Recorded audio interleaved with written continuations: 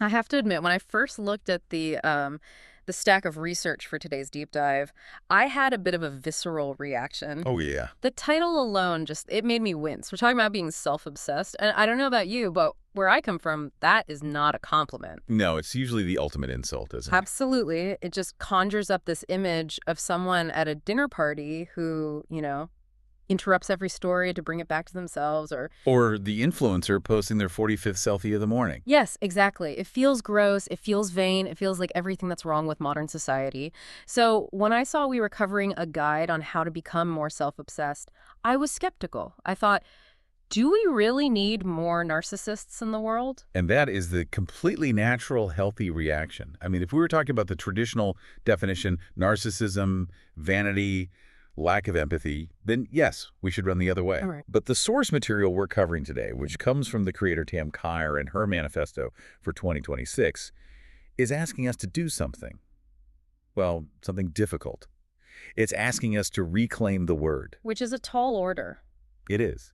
But the argument here is that self-obsession, in this specific context, isn't about thinking you're better than everyone else.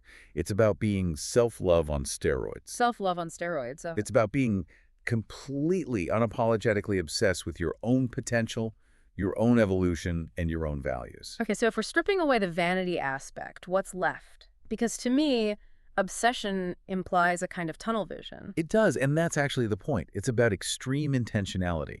Think about an athlete obsessed with the Olympics, or an artist obsessed with their masterpiece. We admire that. We applaud that obsession because it produces greatness.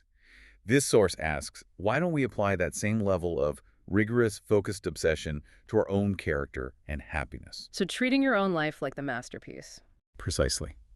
The mission of this deep dive is to really parse out that distinction. We need to figure out the difference between the toxic self-obsession that drains the room and this empowered self-obsession that actually makes you magnetic. Okay. We're going to look at the main character mindset, which I know is a buzzword, but we're going deeper than the hashtag, and we're going to break down some very specific, somewhat controversial habits to build that confidence. Let's start with that distinction then, because I think that's where the mental block is for most people.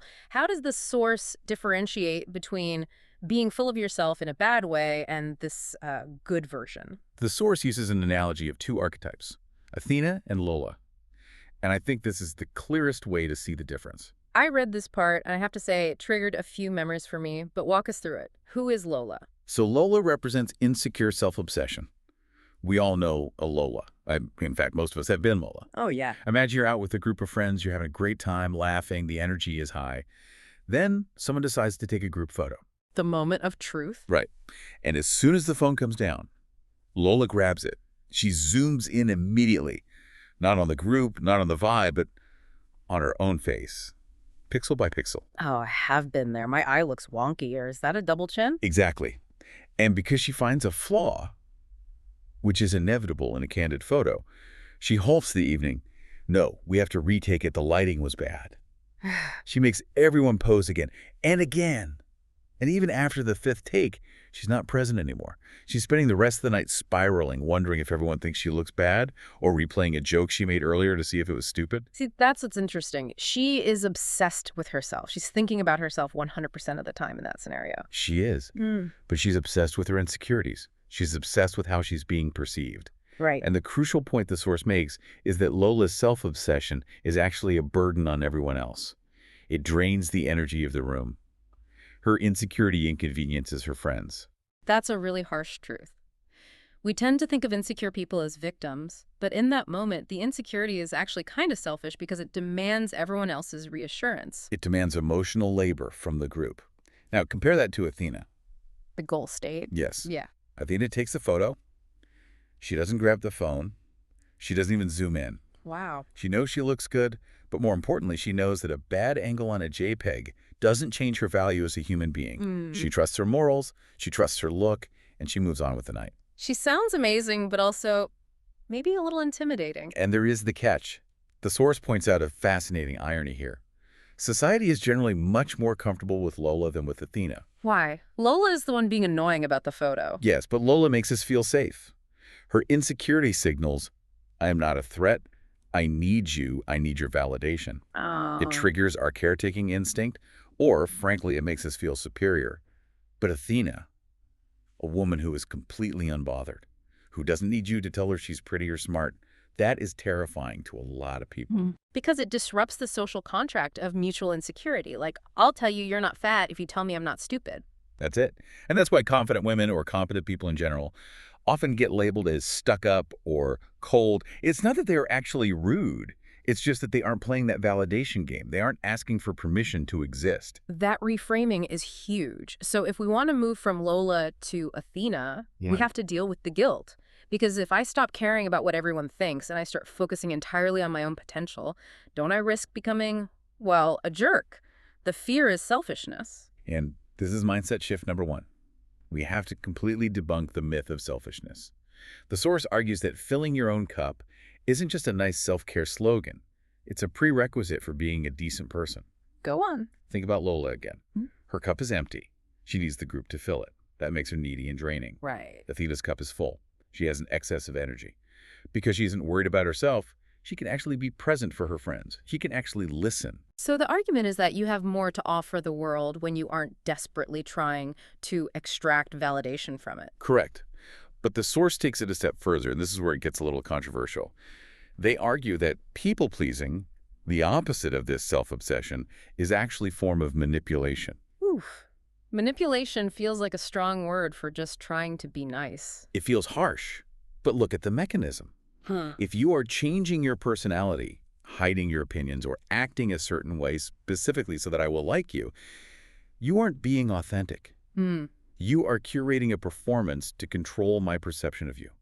You are trying to force me to see you in a specific light, rather than letting me see who you actually are. That actually makes a lot of sense. It's dishonest. It's lying about your identity to stay safe. The source calls this hiding your aura. We all have a natural magnetism. Maybe you're loud, maybe you're goofy, maybe you're intensely serious. That's your flavor. But we dilute it to be palatable to everyone. I relate to this. I remember for years trying to be the chill friend. I am not chill. I am high-strung and enthusiastic. But I thought chill was what people wanted. And by doing that, you denied the world your actual energy. The source shares a similar story, trying to be serious, to seem professional, when their actual magnetic quality was being goofy. When you stop performing and just are, that is what attracts the right people to you. That is the Athena energy. Okay, so we're dropping the performance, we're owning our flavor. Now let's talk about main character energy. I feel like this term has been chewed up by TikTok and spat out as just romanticizing your morning coffee. Right. But the source seems to mean something more structural. It's not about the aesthetic. It's about the narrative perspective. It's a shift from viewing life as something happening to you to viewing it as something happening for you. You are the protagonist. To help us visualize this, the source suggests channeling specific characters. Now, I have to read this list, but we need to put a massive disclaimer here. These characters, well, they aren't exactly role models of virtue. No, they are often villains, or at least very flawed anti-heroes. Right, so we are not endorsing their actions, but we are borrowing their energy. Exactly. We want the trait, not the trauma. Okay, first up, Blair Waldorf from Gossip Girl. Now, she's a schemer, she's classist. Why are we looking to her? Because of her standards. Blair Waldorf lives in a world where she is the queen, and she refuses to accept any reality that contradicts that. Because she never thinks, maybe I'm not good enough for Yale. She thinks Yale needs me. It's that absolute refusal to lower her standards for anyone. She is obsessed with her own potential. Okay, I can see the utility in that. Next one, Miranda Priestley from The Devil Wears Prada. Again, terrifying boss. Don't throw coats at your assistants, people. Please don't. But look at her focus. Miranda Priestley is not worried about the office gossip.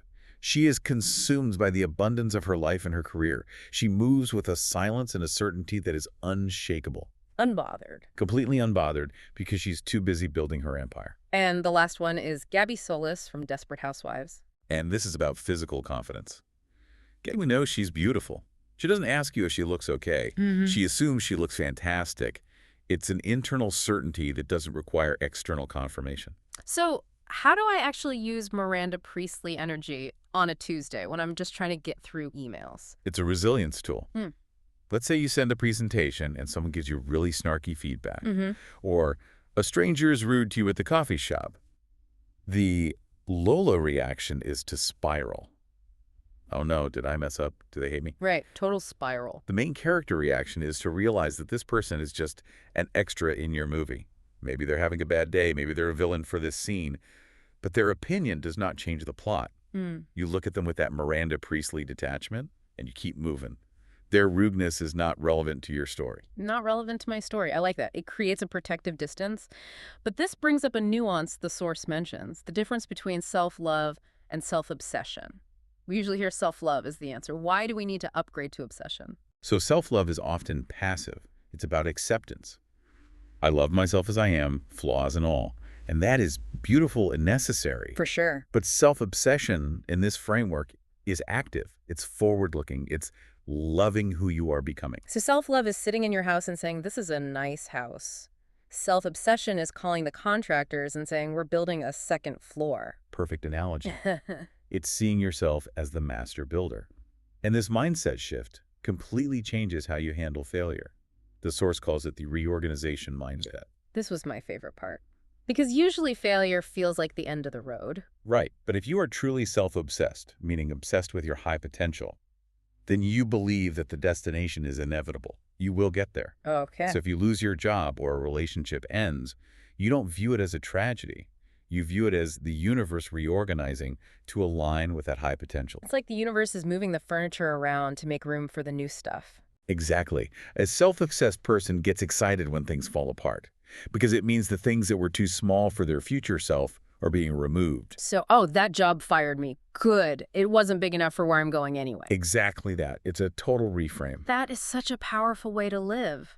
But to maintain that level of confidence, you have to be really protective of your headspace.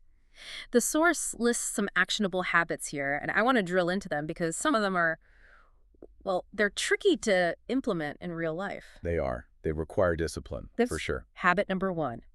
You are a privilege. The source talks about gatekeeping access to yourself. This goes back to the people-pleasing thing. We often feel like our time and energy are public property. If a family member calls, we have to pick up. If an old friend from high school wants coffee, we have to go. Even if they've been passive-aggressive for years. Right, because we go way back, or blood is thicker than water. The source says, no. Access to your energy must be earned through respect and alignment. If someone mistreats you or drains you, their tenure in your life doesn't grant them a free pass. You have to be the bouncer of your own club. But isn't that difficult? I mean, cutting off family or old friends? It's incredibly difficult. It's painful. But the alternative is letting people trample through your club and trash the place. You can love them from a distance, but you don't have to give them VIP access to your mental state. Okay, so we're the bouncer. Habit number 2 is the golden bubble. Sounds very zen, but practically, what is it? It's about conscious ignorance. We live in an information economy that thrives on outrage and fear. Living in a golden bubble means refusing to let that external negativity pierce your peace. So putting your head in the sand? In a way, yes. And unapologetically. It means you don't doom scroll Twitter first thing in the morning. It means if you post something, you don't read the comments if you know they're going to annoy you. You curate your input. Exactly. You only let in things that serve your growth or your joy. That is so hard to do, though. The urge to check or the urge to stay informed is so strong. It is an addiction.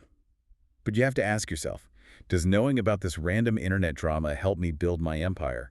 No. Then it stays outside the bubble. Okay, habit number 3, glamour magic. Now, I rolled my eyes a little at the name, I won't lie. It sounds like something from a fantasy novel. It does, but it's grounded in neuroscience. It's basically affirmations, but with a specific focus on rewiring the reticular activating system, the RAS, in your brain. The RAS is the part of the brain that filters information, right? Like when you buy a red car and suddenly see red cars everywhere. Exactly. Your brain finds what it looks for. If you walk around thinking, I'm so awkward, I'm so tired, your brain will tirelessly collect evidence to prove you right. See? You stumbled over that word, see? You have bags under your eyes. Right. So glamour magic is feeding the brain different instructions. Wow. Yes. The habit is to compliment yourself throughout the day. My eyeliner is sharp today. I have impeccable taste. I handled that crisis like a pro. But doesn't that feel incredibly cringe? Standing in front of a mirror telling yourself you're a queen. I feel like I just laugh at myself. It feels ridiculous at first. It feels fake. But you are literally building new neural pathways.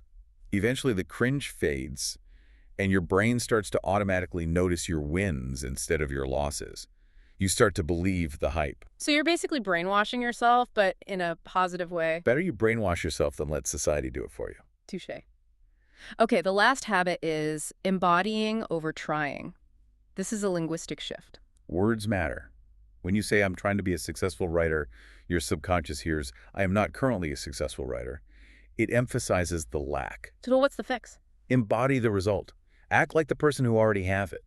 If you were already a successful writer, how would you wake up? How would you schedule your day? You wouldn't be trying to write. You would just write. It's subtle, but I see the difference. Trying implies struggle. Embodying implies identity. Exactly. You operate from the destination, not the starting line. I want to pivot briefly to relationships. Because this whole self-obsessed journey can sound a bit lonely. If you're cutting people off and living in a bubble, do you end up alone? That's a valid fear. But the source actually emphasizes community. The difference is the type of community. The high-value woman, the Athena, prioritizes community, but she manages it like a CEO. Scheduling like a CEO. Yes. There's a myth that confident women are just busy with work and dating. But the source says, don't wait for the invite. Don't sit around wishing you had plans. Take initiative. Be the architect of your social life. Schedule your friendships with the same seriousness you schedule a board meeting. That makes sense. It's taking responsibility for your own loneliness instead of waiting to be chosen. Precisely. I want to land on what I think is the most substantial concept in this whole deep dive. The source calls it the portfolio of proof. This is the answer to the question. How do I become confident? Because we usually think confidence is a feeling or something you're born with. It's not. Confidence is simply self-trust. Yeah. And trust is built on evidence. Imagine you have a file folder in your brain called Evidence I Can Trust Myself. Oh, okay. Every time you set an alarm for 6 a.m. and you hit snooze, you file a paper in there that says, I am unreliable. I break promises. Oh, that hurts. It accumulates. If you have a thick file of broken promises, of course you don't feel confident. You don't trust yourself. So the fix isn't a mantra. The fix is boring. The fix is follow through. It's saying, I'm going to do the dishes and then doing the dishes. I'm going to walk for 10 minutes and walking for 10 minutes. Right. Every time you keep a small promise, you add a positive document to that portfolio. And eventually, the portfolio is so thick with proof that you're capable that confidence becomes your natural state. Exactly. You don't have to psych yourself up because you have the data. You know you're reliable. That is where unshakable Athena confidence comes from. Not from arrogance, but from a track record of showing up for yourself. That is so grounding. It takes the magic out of it and puts the power back in your hands. You can start building that portfolio literally right now. Today, by doing one small thing you said you'd do. So we've covered a lot. We've gone from Lola to Athena. We've learned to channel Miranda Priestley safely. And we've learned about the portfolio of proof. The source leaves us with a bit of homework. Yes. First, the self-obsessed manifesto. Which is basically writing down your new rules. Right. Who are you now? What do you tolerate? What are your standards? Write it down. Stick it on your vision board or your bathroom mirror. It's your new constitution. But then comes the part the expert calls the sacrifice. And this feels like the heavy lifting. This is the reality check. You cannot become a new version of yourself while dragging the old version along. The source asks you to identify what needs to die. That sounds dramatic. It is, but it's necessary. What habits, what fears, what relationships, what thought patterns do you have to mourn and let go of? You have to create a vacuum. If you want to be Athena, you have to stop doing Lola things. And that involves grief. It involves losing the comfort of your old, smaller self. It's not just about what you're adding, it's about what you're willing to lose. That's a heavy but important note to end on. This isn't just about putting on lipstick and feeling pretty. It's about identity design. It's about deciding that you are the most important project you will ever work on. So, here is our challenge to you. Tomorrow morning, when you wake up and your feet hit the floor, ask yourself, which version am I bringing to the world today? Are you bringing Lola, who needs everyone to tell her she's okay? Or are you bringing Athena, who already knows? The choice is entirely yours. Go fill your own cup, everyone. Thanks for diving in with us.